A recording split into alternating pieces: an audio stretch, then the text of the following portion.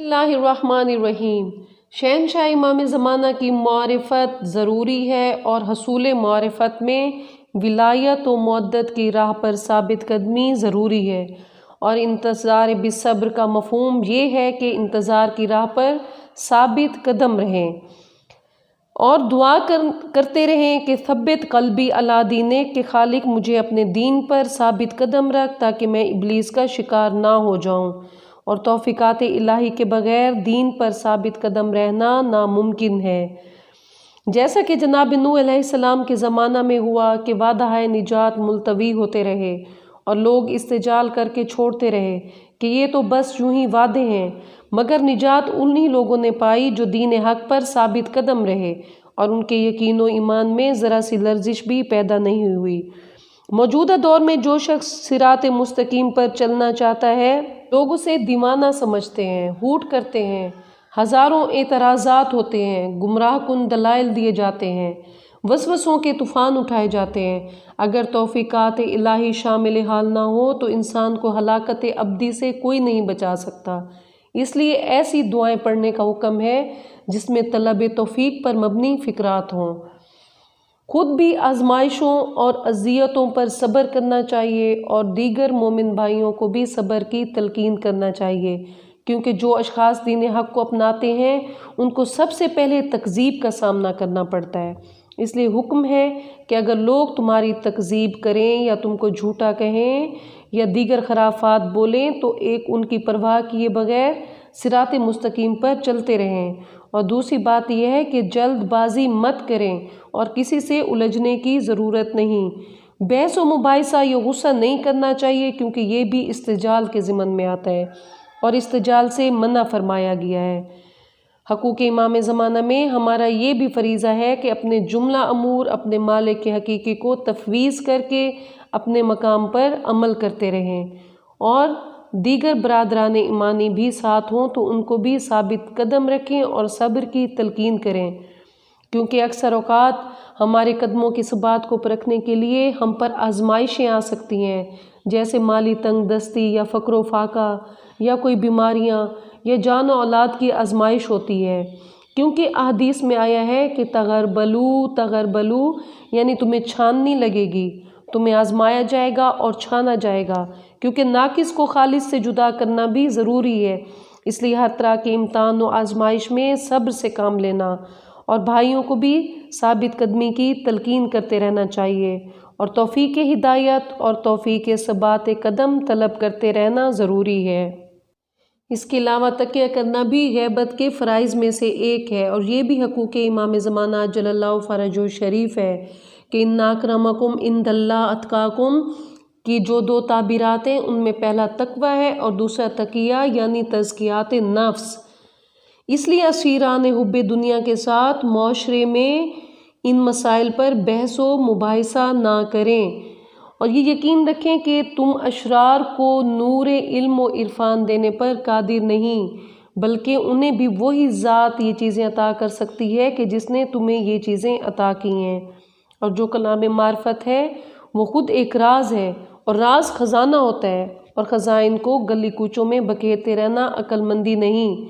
इसलिए फरमान है कि तुम हमारे राजों को लोगों के सामने अफशा करके उन्हें हमारी गर्दनों पर सवार ना करो। जैसे एक डॉक्टर हर मरीज़ को एक ही दवा तजवीज़ नहीं करता, जबकि अमराज जुदा जुदा हों या मर्ज़ एक हो मगर कंडीशन जुदा हो, बिल्कुल इसी तरह कालिमुन्नास अला क़द्र अक़ूलिहिम फरमाने वाली ज़ात इजराए अहकाम में इस चीज़ का ख्याल रखकर हुक्म सादिर फरमाती है। इसलिए सोचना चाहिए कि जो दवा मुझे मिली है किसी दूसरे मरीज़ को नहीं देनी चाहिए। हाँ, अगर कोई तुमसे राब्ता करता है तो उसे रब का दरवाज़ा दिखाओ कि यही वो दरवाज़ा है जहाँ से जुमला अमराज रूहानी और जिस्मानी की दवा मिलती है। तुम अपना मर्ज़ खुद तशख़ीस करवाओ और इलाज तिब करो। कतमान इसरार का इस कदर सख्त हुक्म था कि जनाब सुलेमान फ़ारसी जनाब अबू ज़र से अपने असरार को छुपाते थे और जिस माशरे और सोसाइटी में दीन बचाना मुश्किल हो जाए वहाँ ये हुक्म है कि उस माशरे से किनारा कर लेना चाहिए। जहाँ बद किरदारी के तूफ़ान चल रहे हों और ख़ुद इंसान का उसमें मुलव्विस होना नागज़ीर हो तो फिर वहाँ रहने का कोई जवाज़ बाकी नहीं रहता। وہاں سے ہجرت کر لینا مستحسن ہی نہیں بلکہ ضروری ہے۔ چون گل بسیار شد بیلاں بے لغزند، جہاں کیچڑ زیادہ ہو وہاں ہاتھی بھی پھسل جاتے ہیں، لہٰذا کیچڑ سے دور چلے جانا ضروری ہے، اور یہ سب کچھ رضائے امام زمانہ اور خدا کی محبت کے لیے کرنا چاہیے، کیونکہ موجودہ دور میں دین کے مالک اور وارث ہمارے امام زمانہ ہیں۔ جملہ اعمال خیر اور نیکیوں میں شہرت پسند نہیں کرنا چاہیے، کیونکہ حب دنیا کے جو معروف 6 اقسام ہیں ان میں سے ایک حب شہرت بھی ہے۔